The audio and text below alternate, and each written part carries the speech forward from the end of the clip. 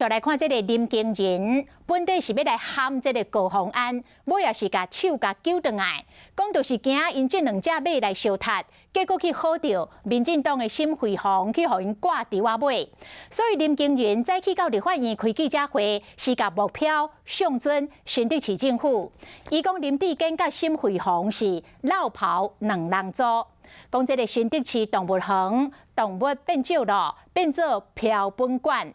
啊，新竹市棒球场更加是落漆，着急来开幕，害球员来受伤。甚至市政府开2亿外做将军村都市园区的修复工程，这个招标嘛是有争议。林经仁讲，新竹市政府问题真大。 林志坚、沈慧虹绕跑2人组在新竹的这个期间呢，有多少的弊端，我们必须让全国的百姓都来知道。国民党新竹市长候选人林经仁，搁一摆开记者会来给新竹市府，花了3.76亿元，让这个动物园变成一个标本馆。 每市府开真侪钱整理动物园，观光的成效煞真歹。不过进前直直拍对手高虹安的备案，即摆煞转向来骂李赢。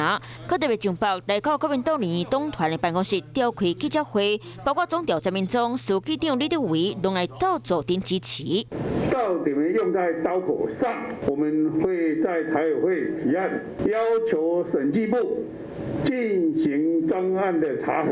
那今日反论南北小姐颠倒互李赢的沈慧虹轻松表战，选举行动才会大转弯。不过对郭文泰骂高虹安的事件是抹乌战，林经仁今仔日火气嘛是真粗。